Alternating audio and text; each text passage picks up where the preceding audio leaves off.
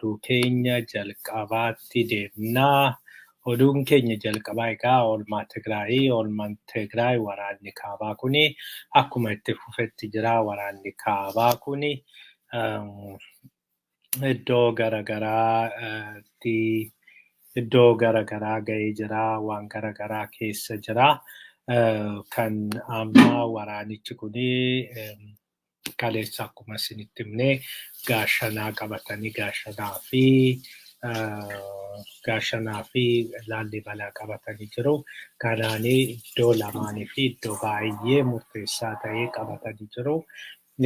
Waraanni kuni sana qofa otoo hin ta'in gara dhiyaatti deemaa waan jiru fakkaata. Duraanii karaa daseetiin karaa daareektii fuulduratti adeemaa ture. Fuulduratti adeemee achiin booda deemee dasee kombolchaa qabatee karaa egaa Dabra Biraan qabamte otoo jedhamu booddarra diroonichi galee diroonichi dhiibbaa geessiseeni duubatti akka deebi'uuf dirqame waraanni Tigraay keessattiyyuu karaa konkolaataadhaanii loojistikii yookiin wanta nyaatamu wanta garagaraa dhukaa garagaraa geessuudhaaf gaafa ta'anii akka inni hin geenye jalaa gubuudhanii dirooniidhaan jalaa gubuudhanii sochii duubaa jiru waan dhorkaniif achiin booda karaa sana gadhiisee duubatti deebi'ee karaa sana gadhiisee erga duubatti deebi'een booda amma bakka dirooniin gahuu danda'u sanirraa fagaate fakkaata. Sanaan amma kan inni isaan jiranii bakka xiyyaara rukutamuu danda'uudha. Garuu xiyyaara ofirraa dhorku diroonichi garuu ammatti dafee garas waan ga'u hin fakkaatu. Kanaaf amma waraanicha Gondar keessatti jalqabanii jiru jedhama. Karaa Dabrazat jedhamu isa Dabrazabt naannoo isaaniitti Gondar keessatti waraanni gaggeeffamaa jira jedhama. Egaa isa sana erga qabataniin booda asii gadi kutanii gara Daanshaa deemuudhaaf karoora qabu jedhama. Daanshaa qabatanii nan karaa sana kutanii jennaani Humaraanis salphumatti qabamuu dandeessi. Kanaaf waraanichi karaa saniin amma Gondar harkaa fuudhanii Gondar achiin booda Bahar Daaris harkaa fuudhanii booddarra egaa garasiin deemuu waan karoorfatan fakkaata. Yoo Abiyyi deebi'ee immoo intani gochuu baate yoo Abiyyi deebi'ee yeroo hagamitti haa ta'u hin beekamu garuu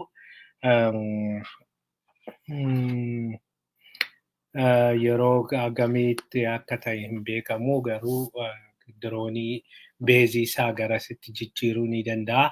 Beezii isaa garasitti aga jijjiirutti yeroo fudhata inniyyuu dafee waan dhaabbatu miti. Tarii Bahar Daaritti yoo jijjiira ta'e inni yeroo dheeraa jalaa fudhachuu danda'a. Walumaa galatti humna waraana gaggeessuu danda'us amma hin qabu. Humni jalaa baay'ee hir'achaa jira. Diinagdeen biyyattii kufaa jira. Achirraan doolaarri hin jiru. Meeshaa dhukaa biyya alaatii kan bitamu kana waraanni biyya alaatii bitamu kana hundumtuu ba'aan kun garmalee ulfaatee jira. Kana keessa wanti ajaa'iba ta'e gadi bajeta hin qabne kan maal hin qabne Tigraay akkamitti kana danda'anii baasii kana hunda danda'anii akkamitti akka isaanii waraana kana olaantummaadhaan gaggeessaa jiran waan nama ajaa'ibudha. Egaa nu ajaa'ibe malee tarii karaa hin beekamne yookiin karaa lafa jalaatiin gargaarsa guddaa argachuu danda'u. Garuu wanti ifa ta'u gargaarsa malee akkas gochuu hin danda'ani. Gargaarsi guddaan jiraachuu mala.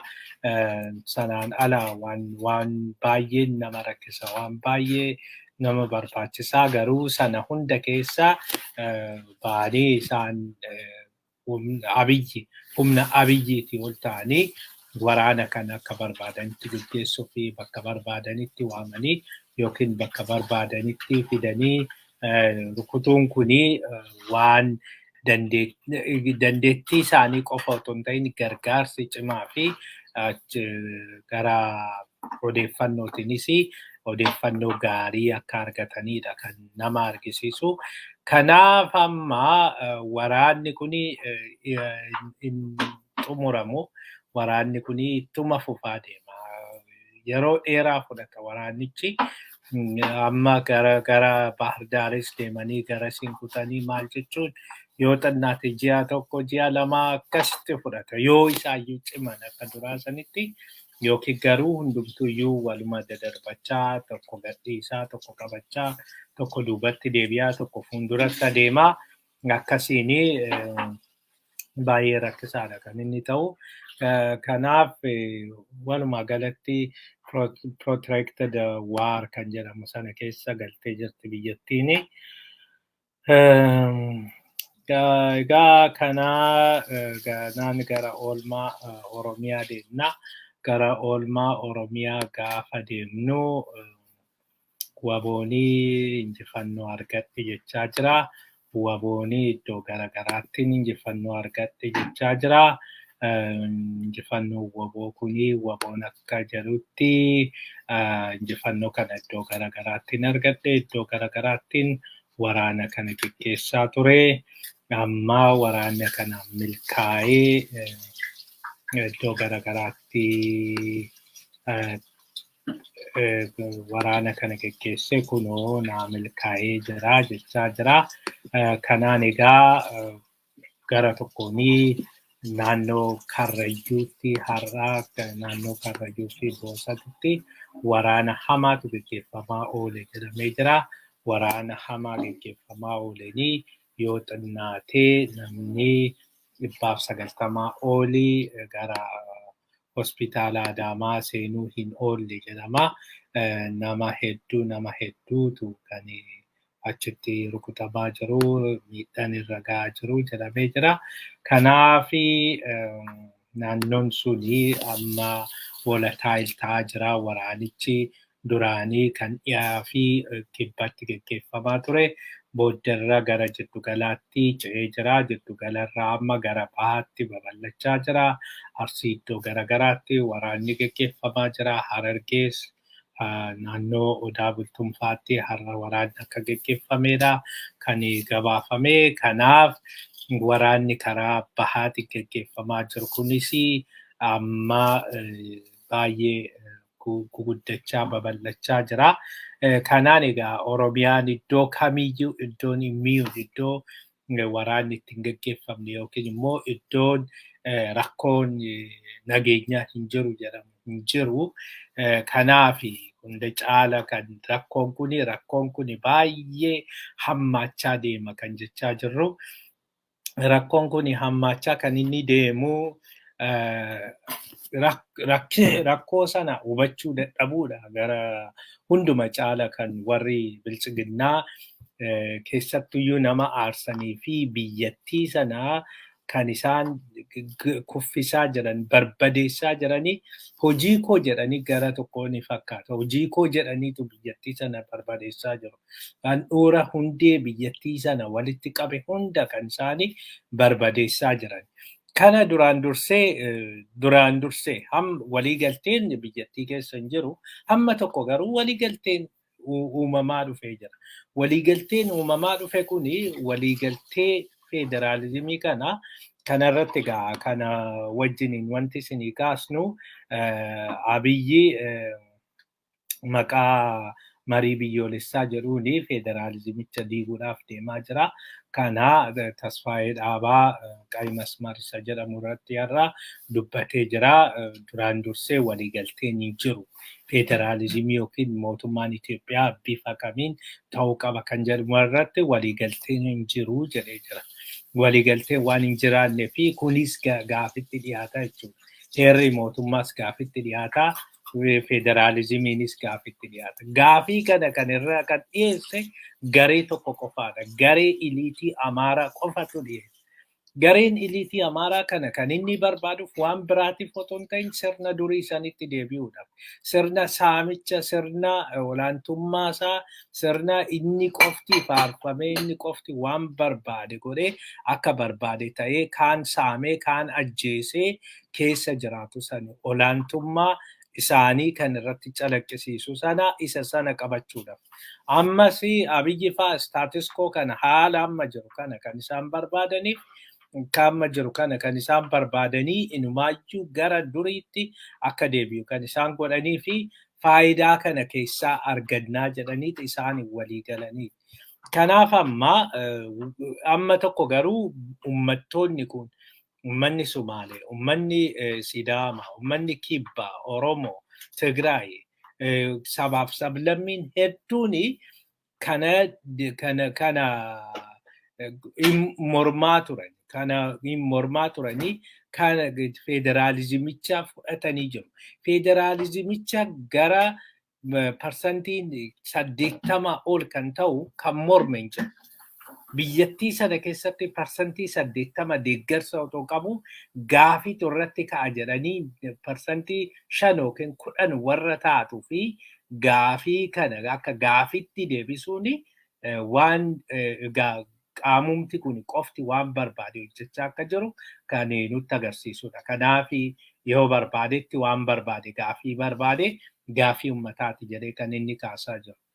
Gara tokkoon Tigray wajjin gaafa wal lolla jedhanii nuti uummata miliyoona 110 keessa Oromoon Oromoo miliyoona 40tu jira. Oromoo miliyoona 40 Tigray wajjin waraanan barbaadu.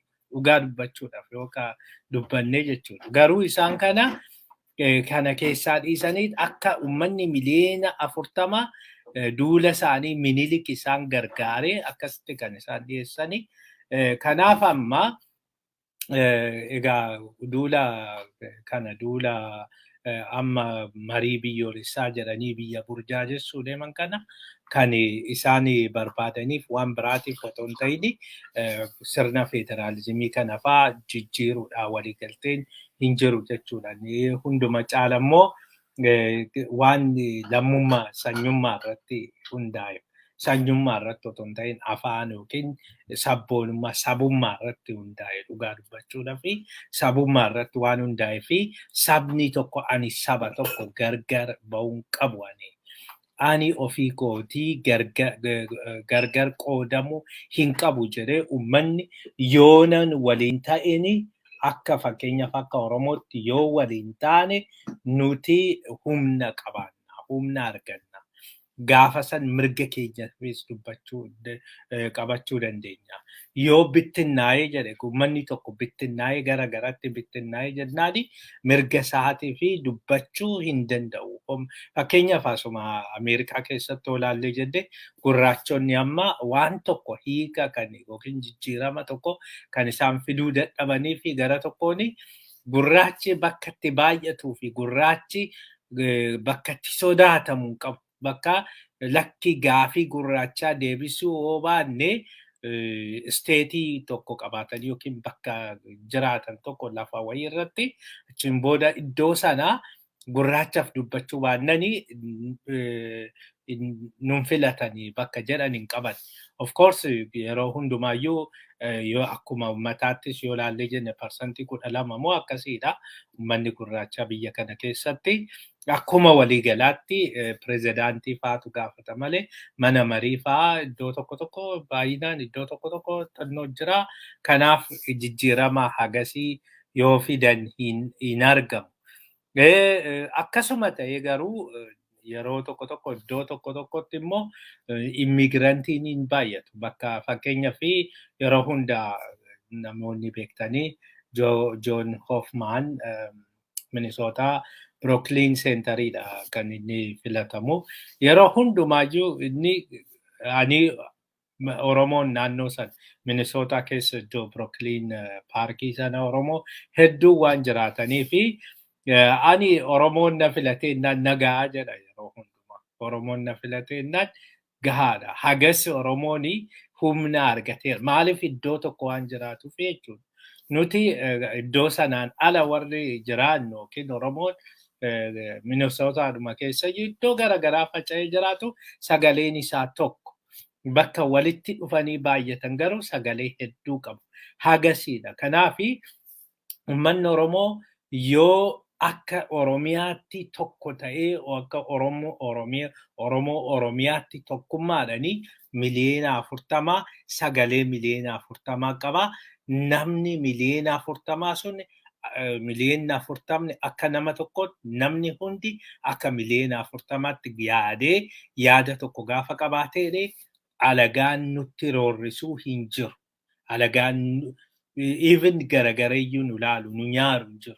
Garuu yoo sana ta'uu baate hambisaan kan isaan deemanii fi isa kana waan sodaataniif biyyattii keessatti yoo sabaan deeman Oromoon yeroo hundumaa yoo olaantummaa waan qabuuf dimokiraasii dhugaatii haa dhufu gaafa jedhame kan qaamni Oromoo otoo hin kabajin yookiin gaafii Oromoo otoo hin deebisin aangorra turu hin jiru. Kanaaf Oromoo qabachuun dirqamuma jalqaba. Oromoo waan Oromoon jedhu fudhataniiti. Ittaanee biyyattii sana hoo dimokiraatawaa goona ta'e biyya inni dimokiraatofti yoo ta'e ittaanee kan barbaachisu uummata Amaaraati. Uummanni Amaaraa yoo dideeyyu Oromoon biyyattii sana keessaa parsantii 40 waan ta'eef parsantii 10 qofa barbaada. Tigree fi Sumaalee qabateennaan Oromoon kanaan ala waan inni barbaadu hin jiru. Yookiin immoo warra kibbaa qabatee jennaan Oromoo waan inni barbaadu hin jiru. Garuu warri Amaaraa parsantii 30 waan ta'anii fi yoo xinnaate parsantii 20 argachuu qabu. Kibba akka jirutti argachuu qabu. Kibbi guutuun hundi isaan deeggareenal Oromoon isaan deeggaruu baate yoo kibbi deeggare qofa kan isaan argatan. Waan isaan jedhan yookiin immoo ilaalchi isaanii kan fudhatama qabu. Kanaaf kana gochuu hin fedhan. Amma even federaalizimii kana gaafiin hin jira yoo ta'e referendamiif akka dhiyaatu hin godhan. Referendamiif dhiyaatee jennaan akka kufuu hin beeku. Kanaaf referendamii otoo hin ta'in warra amma dhaaba siyaasaa ofiin jettee Abiyyi jala fiigdu kana isaanitti dhiyeessaniiti kunoo waliigalteen godhamee jira marii biyyoolessaa godhamee marii biyyoolessaa kanaanii haa kufu jedhameeti achitti kan isaan murteessanii kanaaf deemaa jiru Oromoo quba qabaadhu waan kuni fashaluu qaba. Waan kuni ammumarraa fashaluu qaba. Duraan dursee marii biyyoolessaa wanti jedhamu hin jiru. Marii biyyoolessaa uummata tokko shororkeessaa gochaa marii biyyoolessaa wanti jedhamu hin jiru. Uummata tokko hooggantoota uummata tokko mana hidhaatti naqanii mana hidhaatti dararaa marii biyyoolessaa wanti jedhamu hin jiru. Dogoggora irratti hojjechaa deemuudhaani rakkoo hama ofitti uumu. Haga yeroo sana filannoo dhugaa haa ta'u otoo jedhame otoo filannoo dhugaatii barbaadanii warra mana hidhaa jiran hooggantoota warra mana hidhaa jiran san gadhiisanii maallu wayya jedhanii mari'atanii garaa bal'atanii achiin booda waraana dhaabanii hundumaayyuu otoo galchanii filannoo sana geggeessanii jedhanii kun hundi hin dhufu. Kun egaa isa sana nama hunda hidhanii kan akka filannoo irratti hin hirmaanne godhaniiti warra hirmaateyyuu dhoorkatanii warra hirmaate mataa isaaniitiin jechuudha Amaara keessaa warra Zeemaa maali hunda isaanii harkaa fuudhanii ari'anii iddoo tokko lama itti kennanii filannoon akkasii biyya lafaarra jiru. Parsantii 97 mo'ateeti achiin booda dimokiraatawaa takkaayyuu filannoon akkasii geggeeffamee hin beekuu jedhu. Kan nama dhibu jechuudha. 2005 wayyaaniin gaafa jirtu walumaa galatti teessoo naannoo kanumti isaan argataniyyuu parsantii 65 immoo maal wayiiti. Kan wayyaaneen argadhe jetteeyyuu isumaayyuu jechuudha. Yeroo sanitti yoo xinnaate parsantiidhaan yoo laallee jennee parsantii 35 ol mormitoota turan. Warra kanatu galuu dide malee carraa sanitti otoo fayyadamanii galanii paarlaamaa galanii jiraatanii dimokiraasiidhaaf karaa saaquu ture. Deebi'ee mootummichi akka barbaadetti waan barbaade gochuu hin danda'u ture. Otoo isaan akkas sana keessa galanii jiraatanii. danqaaran biyya sanii dimokiraasiin akka biyya sanatti hin ijaaramne warri godhu hunda caala kan farri dimokiraasiyyuu iliitii warra Amaaraa kanaadha kan dhugaa dubbachuudha. Maaliif isa keessa dimokiraasiin dhugaa dhufe jennaan Oromoon akka fayyadamu hin beeku, Oromoon akka fayyadamu immoo hin barbaadan. Kanaaf kan nuti jenne nuti Oromummaatu nu caala, Oromummaan sabummaan yoo ijaaramne gaariidha gaafa jennu nutu isinii beeka, isin ofii beekuu hin dandeessan, isin akkatti of ijaartan hin beektani. Kanaaf nuti isinii beekna, isinitti himna, diigama sabummaadhaan hin ijaaramina, sabummaadhaan ijaaramuu dhiistanii akka nama dhuunfaa tokkotti ijaaramuu qabdu. Gaafa san egaa isaanii wal keessa immoo olaantummaa isaanii argachuudhaaf kan isaanii barbaadanii. Kanaaf Oromoo quba qabaadhu. Ittaanee waraanni egaa waraana kanarra jirra. Waraanichi hammaataa jira. Waraanichi iddoo baay'ee gahaa jira. Deeggarsa uummataa argachaa jira. Kanaaf ammaanichi waraanni kuni sadarkaa duubatti deebi'uu hin dandeenyedha.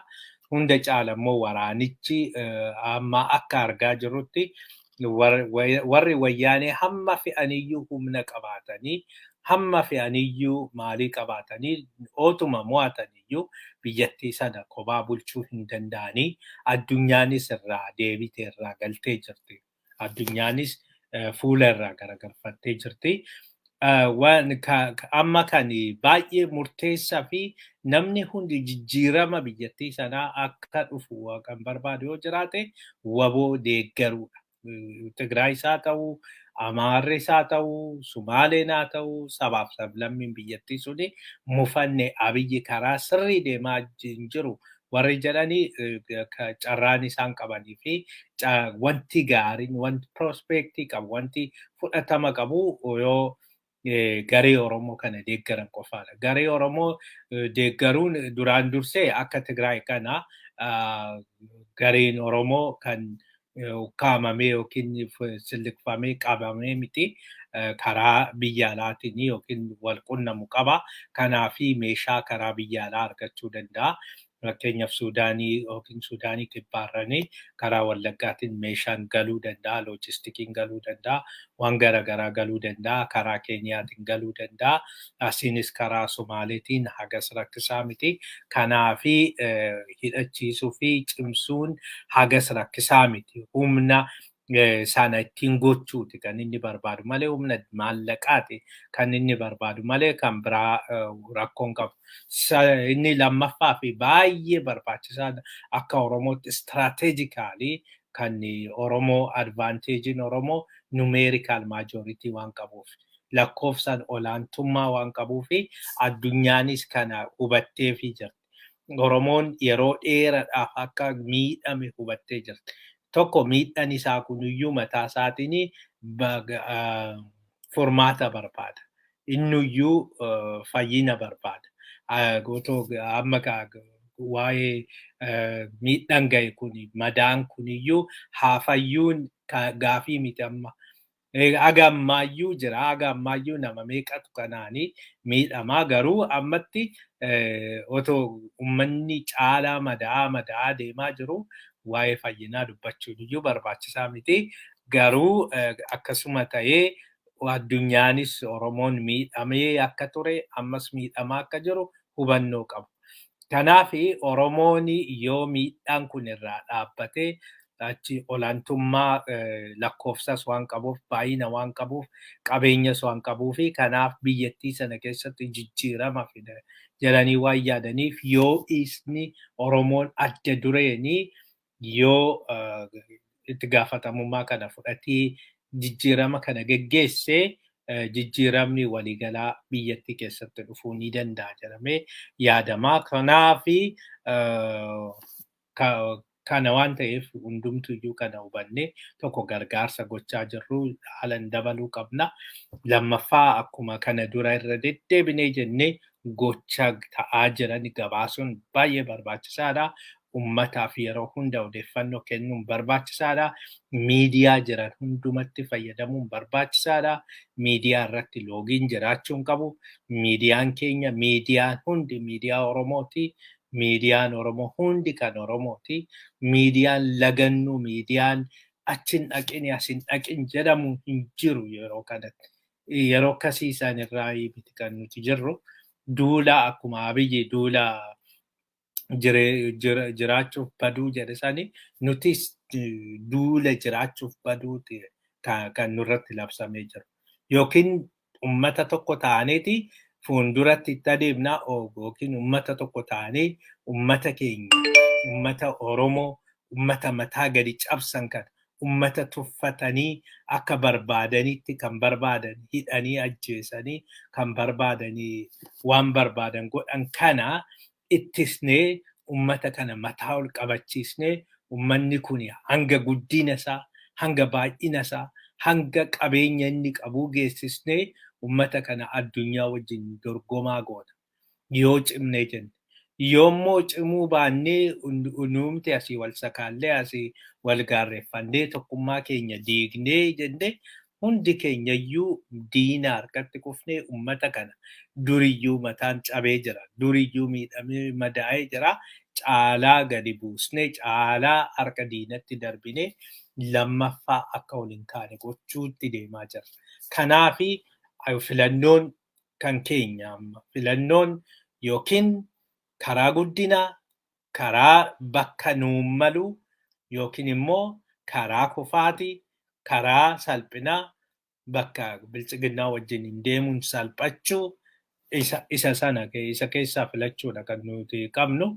Kanaaf hundi keenyayyuu kana itti haa yaadnu. Kanumaan gara oduu ittaanutti deemnaa hongeen Booranaa hammaachuu danda'a jedhamee jira. Hongeen Booranaa kuni egaa nama horii baay'ee loon hedduudha kan kanaanii miidhamaa jiranii akka dhaga'aa jirrutti gargaarsis akka barbaachisuuni karaa barbaachisuun hin geenye jedhamee jira. Gargaarsi kun ammallee iddoo baay'eetti gaggaafatamaa jira. Goofandimiin tokkos kan banamee jiru jira. Lammaffaa warri biyya keessaa warri ammallee gargaarsa walitti qabaa jiran jiru. Kanaafi gargaarsi kun karaa garaagaraatiin otoo gaggeeffame gaariidha. Bakka uummannis walitti dhufee qarshii buusee uummata rakkate kanaafi waa godhu otoo jiraate gaariidha. Koominiitiin fa'aa walgahii akkasii kana waamanii achiin booda uummata rakkate kana karaan ittiin gargaaranii barbaachisaadha. Lammaffaa waan jiru warri biyya keessa jirtanis dhaabbilee gargaaran kanaaf akka geessitanii sin gaafanna. Kanuma wajjin gargaarsa kana wajjin wal qabatee Red Crossiin obbo Abarraa Tolaatiin hoogganamu gargaarsa uummata Wallaggaatiif geessee jira. Har'aa jalqabeeti kan isaanii garasitti bobba'anii gargaarsa uummata rakkateef gochaa kan jiranii. Egaa seenaa keessatti yeroo jalqabaatiif uummanni Wallaggaa yoo gargaarsa fudhatu bilchiginnaan kana bara bilchiginnaa salphinni kan jenne kanaadha. Salphina waanuma hundaan salphina. Waanuma hundaan waan salphatanii fi Ameerikaan natti kaate, Yuroopiin natti ka'anii dhimma koo keessa galanii kan dhimma koo dadhabaa hundumatu harka keessa naqata. Maaliif dadhabaa waan ta'eef? Maaliif immoo dadhabe? Waan wal nyaannuuf, waan uummanni waan jedhu dhageenyeef. Malee uummanni waan jedhu otoo dhagaye walitti bu'iinsi hin jiru. Kan walitti bu'iinsi kan uumamuu danda'e wal dhagahuu dadhabuu irraa kan ka'e. Lakkii otoo jedhamuu sadarkaa kana kan gahamedha. Maaliif kan koo ta'u malee kan koo hin ta'inii du'een argama. Juuntaadhaan wajjin juuntaan jettu taanaan diina koo. No hin jedhu. Amma fe'e diina na godhadhu hin jedhu. Lammii biyya tokkootiin shororkeessaan jiru. Tokko akka barbaadetti akka waan barbaade hidhatee ajjeesee jiraata. Tokko immoo mirga isaatiif falmateeti shororkeessaa ta'a. Kanaaf kana biyya akkasii kana keessa ilaalchi tokkummaa bakka hin jirretti akkam godhaniiti waraana dhaabuun kan danda'amu. Kanaaf mataan jijjiiramuu qaba. akka qurxummii mataa ja'a jedhan sani biyyattiin suni siyaasni biyyattii sanii mataa jaa'e. Mataa jaa'e kana jijjiiruun hin danda'amu taanani jijjiiramni tokkoyyuu dhufuu hin danda'u. Kanaaf warri gargaarsa kana kennuu barbaadan gargaarsa kennaa. Abiyyee maqaa biyyoolessaatiin federaalizimii balleessuu barbaada jedhee jira. Naannoo Sumaalee gaazexeessitoota hiikamanii jiru. Egaa Filsan Ahmed kan state ministeera daa'immanii fi ijoollee kan turte miidiyaa Nabat jedhamu qabdiyyuu ture. Miidiyaan kun ishiinis erga riizaayin gooteen booda abbaan hidhamee gadhiifameera. Booddarra gaazexeessitoonni ishiis 4 hidhamanii amma gadhiifamanii jiru.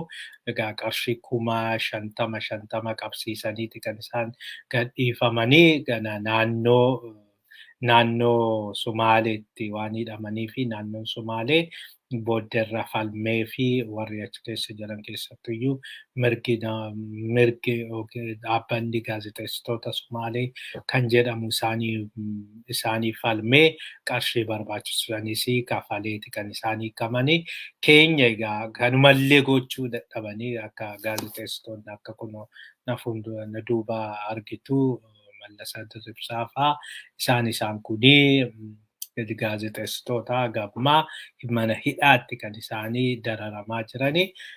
Kanaaf kan isaanii dubbatu hin jiru. Kanaan gara ittaanutti deemnaa. Faannoon saamicha geggeessee jira. Egaa waa'ee faannoo yeroo baay'ee dhiyeessinee jirra. Biyya double standardii qabdu keessatti homaan eegdanii double standard kan Oromoo yoo namni tokko hidhate yookiin namni tokko foolleedha qeerroodha gaafa jedhee adamsamee hidhamaa. Maaliifii seeran alaa ijaarsa seeran alaa yookiin ijaarsa alidileeti jedhamee walumaa galatti yakka ta'ee jira. Akkasitti ijaaramuuni naannoo Amaaratti faannoon maal akka ta'e hin beekamu. Qaama mootummaati moo qaama mootummaan alaadha moo hoogganaan isaa eenyu itti gaafatamummaan eenyutu itti gaafatamaa eenyutu ajajaa eenyutu loojistikiin isaa eessaa dhufaa ashabbaarii akka alqaayidaa irraa dhufu IS irraa haa dhufu wanti beeknu hin jiru hin dhufu jennees amanuu hin dandeenyu. Biyyattii sana keessatti jeequmsi akka uumamu waan barbaadamuufi jechuudha. Qaamni kuni eenyu akka isa hidhachiisu, eenyu isa akka leenjisu, eenyu isa waan barbaade akka godhu hin beeknu. Maqaa kiristaanaa yookiin maqaa amaaraa waan qabaatee fi jara kana wajjin hin hojjetu jechuun hin danda'amu. Maaliif duraan dursee egaa biyyattii sana keessatti akkuma addunyaattis konseptiin filoosofii tokko monopoly of violence kan state'iti kan mootummaati jedha. Kan mootummaa qaamni hidhatee socho'u tokko qaama mootummaa qofa ta'uu qabaa jedha. Yoo mootummaa mormee jedhu mootummaan kun naan ta'u jedhee non-state actoriidha. Non-state actoriin kun bosonatti galee qabsoo geggeessuu ni danda'a. Dhugaadha. Sunis non-state actors jedhamee kan laalamudha akka non-state actorsiitti. Faannoon maal akka ta'e hin beeknu. Non-state actorsiidha moo mootummaa mormaan jiru yookiin immoo qaama mootummaati moo monopoly of violence kan jedhamu suni naannoo Amaaratti hin jiru. Mootummaan naannoo Amaaraa guutumatti state of danda'e ta'ee Chaayinaa fi Iraan irraa meeshaa waraanaa ajajatee bitaa jira. Direct qaraxa malee agaluuf jedhame kana duras isinitti himnee jirra. Kuni hagamagaa akka wal caalchisuu fi gargar ilaaluu jiru isinitti argisiisa. Duraan dursee even akkuma naannootti amma poolisiin Amaaratii fi poolisiin Oromiyaa hidhannoon isaanii, bajanni isaanii, waan halleen isaanii waliin gitu. Takkaa wali argaa hin jiru. Kan jaraa waraanatu asitti gaggeeffamaa jira jechuun qabeenya biyyattii guutuun garasitti garagareera. Isaaniif kennamaa jira. isaan immoo deebi'anii hidhannoo qabsoo hidhannoo gaggeessina jechuudhani meeshaa waraanaa direct biyya alaatii bitaate kan isaan jiran. Sana bira darbee faannoon hidhannoo bitachaa jira.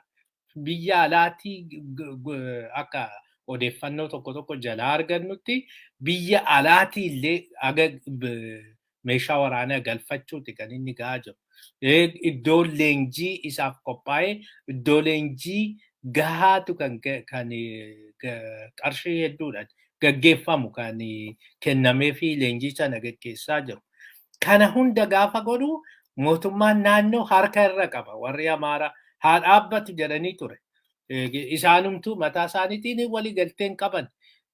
Maaf kana jette namni jedhuun hin jiru. Kan keenya otoo waan tokko dubbataniidhaaf mana hidhaati kan isaan jiran. Hogganaadha kan namni ofiin jedhu. Hoogganaa faannooti namni ofiin jedhu kan faannoo isaatiyyuu kan walloo keessatti iddoo baay'eetti jeequmsa fi saamicha hamaa kan gaggeessaa jira jedhamu zammana kaasee namni jedhamu dhiyoo kana akka dubbatetti nuti faannoon kan hundaa'e dargaggeessi mootummaan fudhatiin jira yookiin qaama mootummaa yoo loltuus ta'uu hin barbaadu, poolisiis ta'uu hin barbaadu jedhee kan didee jira. Inni immoo hedduudha. Inni kuni waan achi dideef nutti haa makamu jenneeti ijaarree jedha. So fudhatamuu didee jechuudha. Mormiitu jira jechuudha. Warra morman sana fuudhee hidhachiisee jechuudha. Gara biraatiin erga mormanii miseensa mormitoota qabu waan ta'eef faannoon mootummicha mormaa jechuudha. Akkasitti nutti himan gara tokko yoo akkas ta'anii jedhanii jechuudha. Lammaffaa gadduunfaa kadhachaati kan isaan jedhan kaleessa kadhachaa ture. Warri dargaggoonni faannoon jechuusaati faannoon loltuutti makamuu qabdu. Kana duras irra deddeebi'ee dubbateera. Loltuutti makamuu qabdu, poolisitti makamuu qabdu jedhee kadhachaa ture. Afaan isaatiin gadduun wanti inni jedhe yeroo waldiyaa irratti meeshaa makalaakayaanii meeshaa waraanaa duubatti deebisuudha gaafa jedhu faannoon fuutaniin baatan jedhee achitti hambisuu isaatiin achitti qabuu isaatiin booddeerraa meeshaan waraanaa sun warra Tigraayitiin booji'ame. Kuni muuvimentii biyyattii tokkotti yookiin loltuu biyyattii tokkotti gufuu ta'uun roorrisuun akka hojiisaa hin hojjenne gochuun yakka. Akka yakkaatti namni itti gaafatamaa ta'uu qabu ture. Adabamuu qabu ture. Gocha kana waan godhaniifi jechuudha. Biyyi kan isaanii kan bulchaa jiru kan isaanii waan ta'eef namni kana isaanitti dubbatu hin jiru. Amma gaafa saamicha akka barbaadanitti gaggeessan kana namni isaanitti dubbatu hin jiru. Kanaaf kana keessa warri kun humni poolisii isaanii garmalee dabalaa deema haala kanaan. Hidhannoon isaanii waan halleen isaanii akkasitti dabalaa deema. Faannoon akkasitti humna argachaa deema. Booddeerraa even Tigraay yoo mo'amtee jettee biyyattiidhaaf iyyuu gareedha. Nageenyuma biyyattiitiif iyyuu gareedha. Booddeerra Oromootti miti kan isaan garagaran. Amma iyyuu Abiyyitti garagaranii Abiyyitti kan isaan garagaranii Abiyyi kan isaan dura nyaatan. Kanumaan olmaa addunyaatti deemnaa. Olmaa addunyaatiin Suudaanii fi Suudaaniin kibbaa Oromoo fi Tigraay gargaaru jechuudhanii hamatamanii jiru. Egaa himannaan irratti dhiyaatee jira. Kana dura faananii dhiyeessee jira.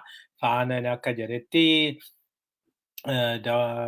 Suudaaniin kibbaa keessattiyyuu Riek Machaar warra wayyaanii wajjiniinii hooggantoota isaanii wajjiniinii mari'atee jira. Kanaafi haala gargaarsi karaa gaambeellatiin isaanii galuuf irratti mari'achaa jiru jedhee dubbatee jira. Kana baasee jira. Odeeffannoos argadhee jira jedhee jira. Ergasii warri biltsiginnaa nahanii amma isa sanaa fashaleessuuf jecha ambaasaadara Itoophiyaa Suudaanii kibbaa jiru Riek Machar akka dubbisu gochuudhani akka dubbatu gochuudhani wal dubbisanii achiin booda suura wal ka'anii Riek Machar ani waan Itoophiyaa miidhu hin godhu yookiin immoo Suudaaniin kibbaa nu amanaa wanta Itoophiyaa miidhu hin goonu jedhanii jiru. Garuu wal isaanuma mataa isaaniitiin kan wal ficcisiisaa turte biyyattii Itoophiyaa jedhamtu kana akka taate innis beekaa Salvaa Kiiris beeka. Maal akka gochaa turanii fi egaa yoo kana duras darbee dudubbachaan ture eessa akka bulaa turan maal akka hojjechaa turan bara wayyaanii sanaa takkaa Bishooftuu takkaa Finfinneetti dhufanii maal akka mari'achaa maal akka gochaa jiran hundi isaaniiyyuu hin beeku. Kanaaf yoo kana laalanii wantichi ammallee taanaan Suudaaniin kibbaa Misiraa garmalee walitti dhufeenya hedduu qabu. Kanaaf sana keessa waan barbaadan yookiin immoo warra Tigray wajjiniin hin dhaabatan jedhamee yaadamu. Deebi'ee uummanni hacuucames solidaaritiitu jira. Suudaaniin kibbaa yeroo dheeraadhaaf hacuucamaa turte. Kana keessa immoo warri gargaaranis jiru. Kanaaf siyaasni suni karaa kanaan hin hojjeta jechuudha fi gama biraatiin manni marii mirga namaa mootummaa gamtoomanii walgahii hatattamaa waamee jira. Kun egaa mootummaa Abiyyi garmalee naasisee jira. Garmalee naasisee xalayaa hatattamaan barreessee jira. Xalayaa hatattamaa kanaanii xalayaa hatattamaa isaan manni marii mirga namaa kuni biyyoota 50tu mallatteessee waame biyyoota 50tu hatattamaan walgahiin kun gaggeeffamuu qaba. Wanti Itoophiyaa keessatti gaggeeffamaa jiru waan hamaadha. Waan hamaa akkasitti biyyi 50 yeroo tokkotti waamuu isaanii waan akkasii kana gochuu isaanii seenaa keessatti quban qabu. Kanaafi waanuma hamaa ta'uu danda'a jedhamee yaadama. Mootummaan Itoophiyaas garmalee nahee kana deebisuun isaa kanuma argisiisa. Xalayaan isaanii baay'ee naanee jedha innuyyuu baay'ee naaneeti wanta frustrateedha. Wanta deemaa jiru kana duraan durseedha. Kadhachaati kan inni jiru. Duraan dursee sakattaan jettanii jirtu. Sakattaanee achiin booda waan recommendation kaa'ame jira. Recommendation sana hojiitti oolchina jennee ministeerota koree ministeerotaa hundeessinee amma namoota dhiibbaa yookiin dhiittaa mirga namaa geggeessanii isaan seeratti dhiyeessina jennee har'aa boruu dhiyeessina jennee qophii irra jirraa. Namoota sana adabuudhaa fi maalii gochuudhaa fi ammallee nuti waliigalteedhaan hojjechuudhaa fi waan tokko rakkoo hin qabnu haa ta'u malee ammatti hatattamaan biyyoonni tokko kana waamuun kuni yaaddoo nutti uumee jira. Kanaaf kana nu hubadhaa kun sirrii miti jechuudhanii kadhachaati kan isaan jiranii. Walgahiin kun jimaata gaggeeffamaa. Jimaata gaafa gaggeeffamu egaa murtiin gaafa jimaataa darbu egeree biyyattii hin murteessa jedhameeti yaadama. Yoo achirratti dhiittaan mirga namaa gaggeeffamaa jira. Kanaafi kana caalaa uummanni addunyaa hawaasni addunyaa obsuu hin qabu jedhanii murteessanii akkan kaleessa isinitti himee akka seera bara 1973 bahetti mootummaan tokko miidhaa yookiin dhiittaa mirga namaa hamaa biyya tokko keessatti ni gaggeessa taananii hawaasni addunyaa biyya sana keessa galee dhaabsisuun dirqama isaati. Dhaabsisuun dirqama isaati. Yoo hin dhaabsisu ta'e international community'n iyyuu hin jiru. Kanaafi yoo isaan egaa dhiittaan kun dhaabachuu hin dandeenye yeroo meeqatti himamee jira mootummaa Abiyyitti dhaabachuu hin dandeenye jedhanii murteessanii jedhanii achiin booda mana UN Security Council'idhaaf dhiyaata.